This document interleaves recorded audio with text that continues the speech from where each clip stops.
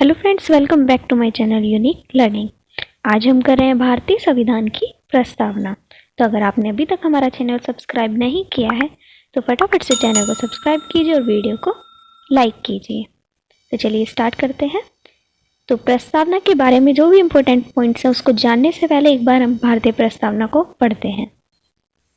हम भारत के लोग भारत को एक संपूर्ण प्रभुत्व संपन्न समाजवादी पंथ निरपेक्ष लोकतंत्रात्मक गणराज्य बनाने के लिए तथा इसके समस्त नागरिकों को सामाजिक, आर्थिक, राजनीतिक न्याय, विचार, अभिव्यक्ति, विश्वास, धर्म और उपासना की स्वतंत्रता, प्रतिष्ठा और अवसर की समता प्राप्त कराने के लिए तथा उन सब में व्यक्ति की गरिमा और राष्ट्र की एकता तथा अखंडता सुनिश्चित करने वाली बंधुता बढ़ाने के लिए दृढ़ संकल्पित होकर अपनी इस संविधान सभा में आज दिनांक 26 नवंबर 1949 ईस्वी को एतद द्वारा इस संविधान को अंगीकृत, अधिनियमित और आत्मा अर्पित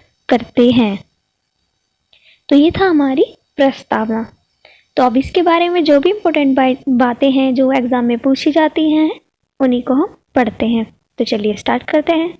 नंबर 1, तो सबसे पहले जो आपके लिए जानना ज़रूरी है वो क्वेश्चन ये बनता है कि इस पूरी प्रस्तावना में भारत शब्द का यूज़ कितनी बार किया गया। ये क्वेश्चन एग्ज़ाम में पूछ लिया जाता है। तो प्रस्तावना है इसके अंदर सिर्फ 2 बार भारत शब्द का यूज़ किया जाता है, एक स्टार्टिंग में और इसी के 2 शब्द के बाद। हम भारत के लोग भारत को, तो इसी बीच में 2 बार यूज़ होता है, बाकी प्रस्तावना में कहीं भी भारत शब्द का जिक्र दोबारा से नहीं होता है।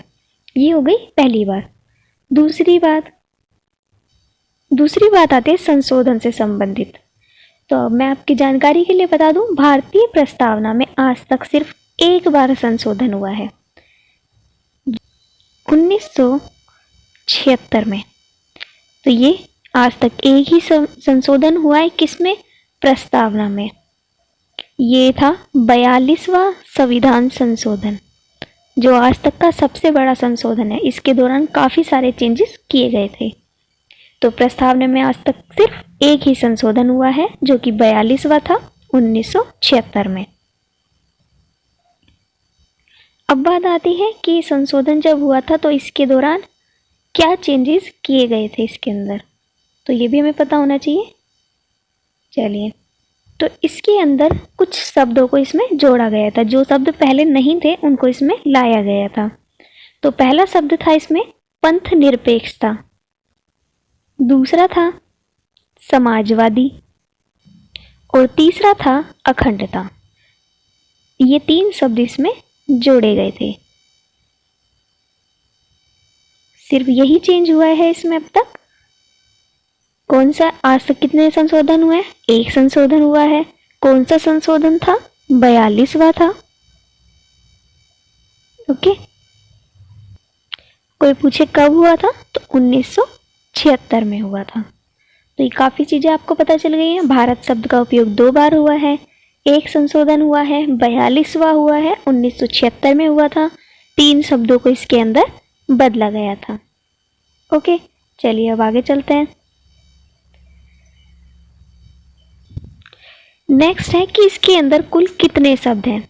तो जो भारतीय प्रस्तावना है उसके अंदर 73 शब्द हैं। ओके, ये भी आपको याद होना चाहिए। आप अपने पर्सनल नोट्स बना सकते हैं, जो मैं बातें बता रही हूँ उनको आप नोट कर सकते हैं। प्रस्तावना में जो जो क्वेश्चन पूछे जाते हैं मैं आपको सभी क्वेश्चन इसी वीडियो में बता दूंगी। इसके बाद कुछ मैं इसमें क्वेश्चंस भी ऐड करूंगी, आप चाहे तो उनको भी देख सकते हैं।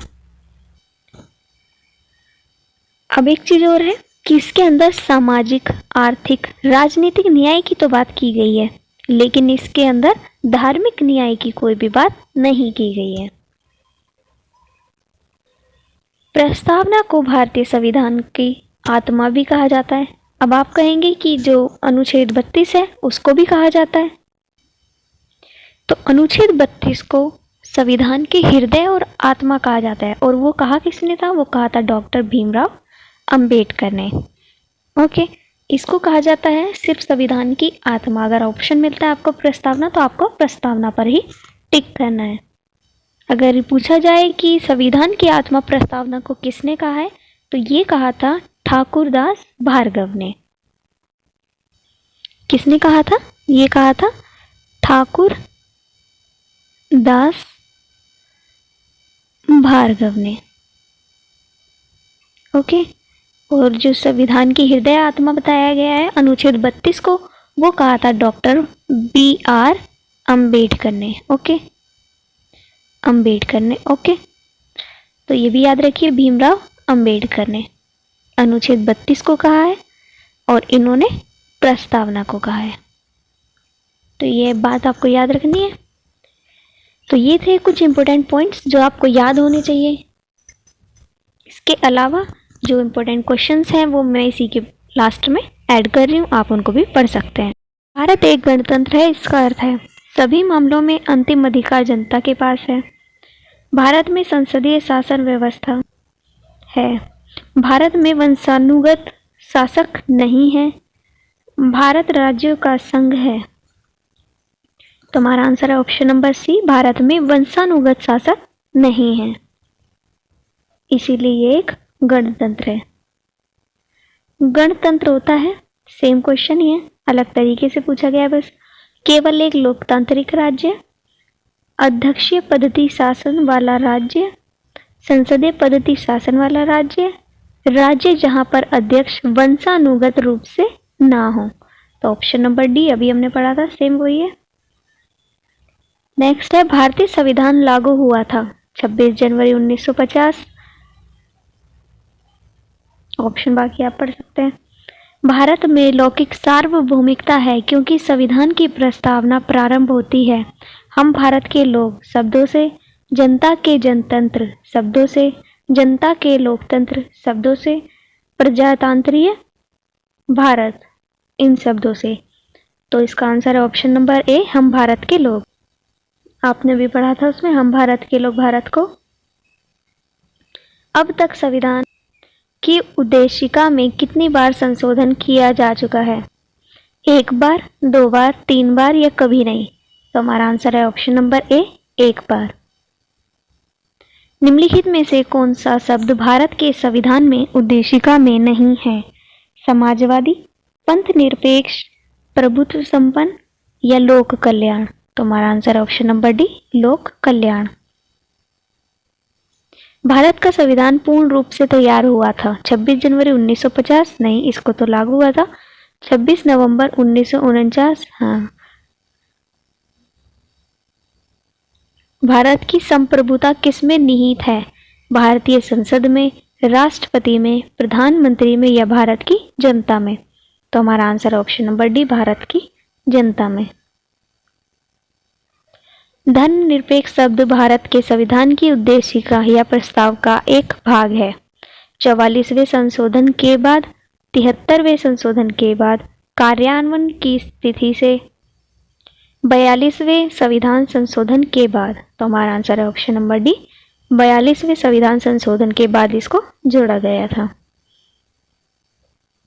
सामाजिक समता का अर्थ है दमन का अभाव, अवसरों का अभाव, भेदभाव का अभाव, विषमता का अभाव।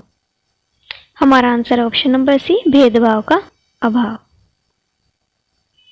नेक्स्ट क्वेश्चन है हमारा, भारतीय संविधान के किस भाग में स्पष्ट रूप से घोषणा की गई है कि भारत एक धर्मनिरपेक्ष राज्य है? मौलिक अधिकार में? नहीं। संविधान की प्रस्तावना में? अभी हमने पढ़ा था। राज्य की नीति निर्देशक सिद्धांत में भी नहीं है। संविधान की 9वीं अनुसूची। तो हमारा आंसर है ऑप्शन नंबर बी, संविधान की प्रस्तावना में। नेक्स्ट, भारतीय संविधान की प्रस्तावना में जिन आदर्शों एवं उद्देश्यों की रूपरेखा दी गई है उनकी आगे व्याख्या की गई है कहाँ पर? तो इसका आंसर है मूल अधिकारों के अध्याय में, राज्य के नीति निर्देशक सिद्धांतों के अध्याय में, मूल अधिकार, राज्य के नीति निर्देशक सिद्धांतों एवं मूल कर्तव्यों में। संविधान के पाठ में कहीं नहीं। तो हमारा आंसर है ऑप्शन नंबर सी, मौलिक अधिकार में समानता स्वतंत्रता की बात की गई ना, इस तरीके से। तो राज्य की नीति निर्देशक तंत्र में भी है, सिद्धांतों एवं मूल कर्तव्यों में भी है। नेक्स्ट है हमारा 42वें संविधान संशोधन द्वारा प्रस्तावना में निम्नलिखित में से कौन सा शब्द जोड़ा गया? लोकतांत्रिक, न्याय, समाजवाद या राजनीतिक? तो हमारा आंसर है ऑप्शन नंबर सी, समाजवाद, क्योंकि समाजवाद, धर्मनिरपेक्षता और अखंडता 3 शब्द जोड़े गए थे। तो ये तीनों शब्द आपको पता होने चाहिए। भारतीय संविधान की प्रस्तावना के अनुसार भारत के शासन की सर्वोच्च सत्ता किसमें निहित है? जनता में, मतदाता में, राष्ट्रपति में या संसद में? तो आंसर है ऑप्शन नंबर ए, जनता में। भारतीय संविधान के किस संशोधन द्वारा प्रस्तावना में 2 शब्द समाजवादी और धर्मनिरपेक्ष जोड़े गए थे? 28वें, 40वें, 42वें, 52वें? अभी हमने पीछे पढ़ा था, हमारा आंसर है ऑप्शन नंबर सी, 42वें संविधान संशोधन द्वारा। निम्नलिखित में से वो 2 शब्द कौन से हैं जिनका समावेशन 42वें संविधान संशोधन द्वारा संविधान की उद्देशिका में किया गया था?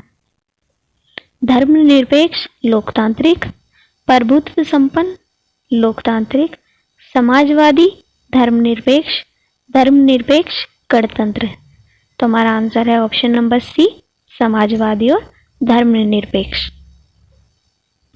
भारतीय संविधान किसके द्वारा स्वीकृत किया गया था? संविधान सभा द्वारा, भारत की संसद द्वारा, प्रथम निर्वाचित सरकार द्वारा या भारत की जनता द्वारा? तो हमारे 4 ऑप्शन दिए गए हैं, आपको इन चारों में से ही बताना है कौन सा होगा। तो ये आंसर आपको क्या करना है, कमेंट करके बताना है। 42वें संविधान संशोधन अधिनियम 1976 द्वारा प्रस्तावना में किस शब्द को नहीं जोड़ा गया था? धर्मनिरपेक्षता, समाजवादी, गुटनिरपेक्ष, एकता और अखंडता? तो हमारा आंसर है ऑप्शन नंबर सी, गुटनिरपेक्षता। भारत में एक धर्मनिरपेक्ष राष्ट्र है, हिंदू राष्ट्र है, हिंदू मुस्लिम राष्ट्र है या इनमें से कोई नहीं? तो हमारा आंसर है ऑप्शन नंबर ए, धर्मनिरपेक्ष राष्ट्र है।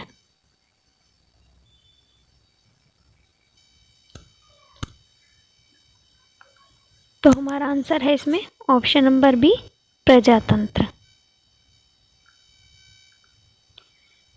तो यहीं पे हम वीडियो को ख़त्म करते हैं। अगर वीडियो अच्छी लगी हो तो प्लीज़ जाते जाते वीडियो को लाइक कर दीजिए, हमारे चैनल को सब्सक्राइब कर दीजिए और ऐसे ही पढ़ते रहिए, आगे बढ़ते रहिए।